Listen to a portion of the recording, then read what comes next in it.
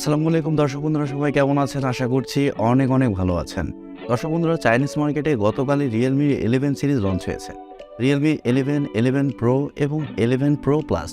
আর আজকের এই ভিডিওতে আমরা Realme 11 Pro Plus এই ফোনটি নিয়ে আলোচনা করব। ফোনটি চাইনিজ মার্কেটে বেস ভেরিয়েন্টে প্রাইস রাখা হয়েছে 2099 ইয়ে। আর এরকম প্রাইস পয়েন্টে ফোনে থাকছে 200 মেগাপিক্সেলের OIS যুক্ত ক্যামেরা, পাশাপাশি মিডিয়াটেক ডায়মেনসিটি 7050 নিউ চিপসেট এবং আরও থাকছে অ্যামোলেড প্যানেল। সো সব কিছু মিলিয়ে ওভারঅল এই ফোনটি আসলে কেমন হবে, আর ফোনটি যেহেতু অলরেডি চাইনিজ মার্কেটে লঞ্চ হয়েছে, সেহেতু এই ফোনটি আমরা ইন্ডিয়া সহ বাংলাদেশের মার্কেটে কবে পাবো, এই সবগুলো বিষয় নিয়ে আলোচনা করব এই ভিডিওতে। প্রথমে যদি এই ফোনটির ডিজাইন নিয়ে কথা বলি, তাহলে এই ফোনটির ব্যাক সাইডে থাকছে লেদার এবং আরেকটি ভেরিয়েন্টে থাকছে প্লাস্টিক। তবে ক্যামেরা মডেল যথেষ্ট ইউনিক করার চেষ্টা করা হয়েছে। একটি গোল সার্কেলের মধ্যে ক্যামেরা সেন্সরগুলো রাখা হয়েছে, যা দেখতে কিন্তু ভালোই লাগছে। আর ফোনটি কিন্তু যথেষ্ট মোটা, 8.2 মিলিমিটার, তবে ওজন যথেষ্ট কম, 183 গ্রাম। এর কারণে এক হাতে এই ফোনটি আপনারা খুবই ভালোভাবে ব্যবহার করতে পারবেন। তবে স্যাডলি পোর্টস অ্যান্ড বাটন হিসেবে ফোনে 3.5 মিলিমিটার হেডফোন জ্যাক পাচ্ছেন না। আর শুধুমাত্র এই ফোনটিতে আপনারা দুইটি সিম কার্ডই ব্যবহার করতে পারছেন। তবে মেমোরি কার্ড সেরকমভাবে ব্যবহারের প্রয়োজন নেই, কারণ এই ফোনে থাকছে 256 জিবি রম, যার স্টোরেজ টাইপ হিসেবে থাকছে UFS 2.2 এবং র্যাম টাইপ হিসেবে থাকছে LPDDR4X। আর ফোনটি আপনারা মার্কেটে 3টি কালারে অ্যাভেলেবেল পাবেন, ব্ল্যাক, গ্রিন এবং গোল্ড।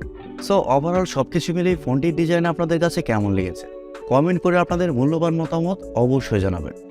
ডিসপ্লে নিয়ে কথা বলতে গেলে এই ফোনে থাকছে 6.7 ইঞ্চির অ্যামোলেড প্যানেল, যেখানে থাকছে 1 বিলিয়ন কালার সাপোর্ট এবং আরও থাকছে HDR10% সাপোর্ট। আর আরেকটি ভালো ব্যাপার হচ্ছে ফোনে থাকছে ইন ডিসপ্লে ফিঙ্গারপ্রিন্ট সেন্সর, যা যথেষ্ট ফাস্ট এবং অ্যাকুরেট। এই ডিসপ্লেটি হচ্ছে ফুল HD প্লাসের একটি ডিসপ্লে, যার রেজুলেশন হিসেবে থাকছে 1080x2412 পিক্সেল এবং আরও থাকছে 394 ppi ডেন্সিটি। আর মজার ব্যাপার হচ্ছে এই ডিসপ্লেতে ব্যবহার করা হয়েছে 120 হার্টজের রিফ্রেশ রেট।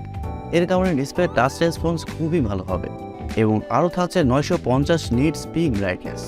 সো বুঝতেই পারছেন ডিসপ্লেটা যথেষ্ট ব্রাইট হবে। ডে লাইট কন্ডিশনেও ডিসপ্লেতে ব্রাইটনেসের ঘাটতি ফিল করবেন না। আর অ্যামোলেড প্যানেল হওয়ার কারণে ডিসপ্লেতে যে কোনো কন্টেন্ট প্লে করলে শার্পনেসের ঘাটতিও ফিল করবেন না। ডিসপ্লের কালার কোয়ালিটি খুবই ভালো হবে। ফোনটির সফটওয়্যার এবং পারফরমেন্স নিয়ে যদি আমরা কথা বলি, তাহলে এই ফোনে থাকছে Android 13, যার ব্যাকএন্ডে থাকছে Realme UI 4.0। আর রিয়েলমির ইউআইয়ের অপটিমাইজেশন কিন্তু মোটামুটি ভালোই। তবে এই ফোনে থাকছে একেবারে একটি নতুন চিপসেট, যা মিডিয়াটেক ডায়মেনসিটি 7050 চিপসেট। আর এই চিপসেটটি হচ্ছে 5G চিপসেট, যা 6 ন্যানোমিটার আর্কিটেকচারে তৈরি করা একটি অক্টা-কোর প্রসেসর এবং জিপিইউ হিসেবে থাকছে Mali G68। দর্শক বন্ধুরা, ডায়মেনসিটি 7050কে আপনারা ডায়মেনসিটি 1080 সাথে কম্পেয়ার করতে পারেন। বলতে পারেন 1080 ছোট ভাই এটি, যার পারফরমেন্স মোটামুটি ভালোই। আর চিপসেটটি ব্যবহার করার কারণে যে কোনো হাই লেভেলের গেমস মিডিয়াম সেটিংসে আপনারা ভালোভাবে খেলতে পারবেন। পাবজির মতো গেমসগুলো আপনারা 60 FPS ইজিলি প্লে করতে পারবেন। আর এছাড়াও মাল্টিটাস্কিং সহ অন্যান্য কাজও খুব ভালোভাবে করতে পারছেন। তবে আবারও বলছি, এই ফোনে আপনারা মাইক্রো SD কার্ড ব্যবহারের সুযোগ সুবিধা পাচ্ছেন না। ক্যামেরা সেশন নিয়ে কথা বলতে গেলে ফোনটির ব্যাক সাইডে থাকছে 3টি ক্যামেরা, যার মেইন সেন্সর হিসেবে থাকছে 200 মেগাপিক্সেলের একটি ওয়াইড সেন্সর, যা f1.7 অ্যাপারচার। আর এই সেন্সরে আপনারা OIS পেয়ে যাচ্ছেন। এবং সেকেন্ডে থাকছে 8 মেগাপিক্সেলের একটি আলট্রা ওয়াইড সেন্সর এবং সবশেষে থাকছে 2 মেগাপিক্সেলের মতো ম্যাক্রো সেন্সর।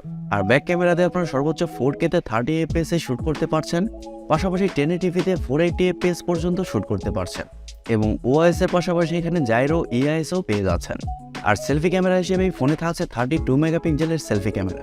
তবে সেলফি ক্যামেরা দিয়ে শুধুমাত্র 1080p-তেই শ্যুট করতে পারছেন, এখানে কিন্তু আবার 4K অপশনটা থাকছে না। আর ফটো কোয়ালিটির কথা বলতে গেলেই ফোনটির ব্যাক ক্যামেরার মেইন সেন্সরের ফটো কোয়ালিটি নাকি ভালোই হবে।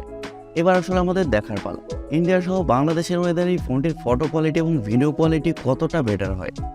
ফোনটির আরেকটি ভালো ব্যাপার হচ্ছে ফোনে থাকছে স্টেরিও স্পিকার সিস্টেম। এর কারণে ফোনটির অডিও কোয়ালিটিও ভালো হবে এবং আরও থাকছে ওয়াইফাই, ব্লুটুথ, GPS, NFC-র মতো আরও অনেক ফিচার। ফোনটির ব্যাটারি এবং চার্জার নিয়ে কথা বলতে গেলে ফোনে থাকছে 5000 mAh-এর একটি ব্যাটারি এবং চার্জার হিসেবে থাকছে 100 ওয়াটের একটি চার্জার। রিয়েলমির প্রথম একটি ফোন যেখানে 100 ওয়াটের চার্জার থাকছে। আর এর কারণে ফোনটি খুব দ্রুতই ফুল চার্জ হবে। আর ফোনটির চিপসেট যেহেতু পাওয়ার এফিশিয়েন্ট, এর কারণে ব্যাটারি ব্যাকআপ এই ফোনটিতে খুবই ভালো পাবেন। নর্মাল ইউজে এই ফোনটি আপনার 1.5 থেকে 2 দিন খুব ভালোভাবে চালাতে পারবেন। তবে আপনি যদি হেভি ইউজার হন, সেক্ষেত্রে এই ফোনটি আপনাকে একদিনের কাছাকাছি ব্যাটারি ব্যাকআপ দেবে। এবারে কথা হচ্ছে বাংলাদেশ সহ ইন্ডিয়ান মার্কেটে এই ফোনটি আমরা কবে পাবো। দর্শক বন্ধুরা, প্রথমে বলেছি ফোনটি চাইনিজ মার্কেটে অলরেডি লঞ্চ হয়েছে আর আগামী 1 মাসের মধ্যেই ফোনটি আপনারা ইন্ডিয়ান মার্কেটেও দেখতে পাবেন। তবে বাংলাদেশের মার্কেটে ফোনটি অফিসিয়ালি হয়তো বা আসবে না, তবে আপনারা আনঅফিসিয়ালি ফোনগুলো 1 থেকে 1.5 মাসের মধ্যেই পেয়ে যাবেন। আর চাইনিজ মার্কেটে ফোনটি যা প্রাইস রাখা হয়েছে তা যদি বাংলাদেশি টাকায় কনভার্ট করা হয় সেক্ষেত্রে ফোনটির প্রাইস দাঁড়ায় 33,000 টাকার মতো। সো বাংলাদেশের মার্কেটে ফোনটি যখন আনঅফিসিয়ালি চলে আসবে তখন এই ফোনটি আপনারা 36 থেকে 38,000 টাকাতেই পেয়ে যাবেন। হয়তোবা এর থেকে প্রাইস আর একটু বেশিও হতে পারে, কারণ ডলারের দাম এখন অনেক বেশি।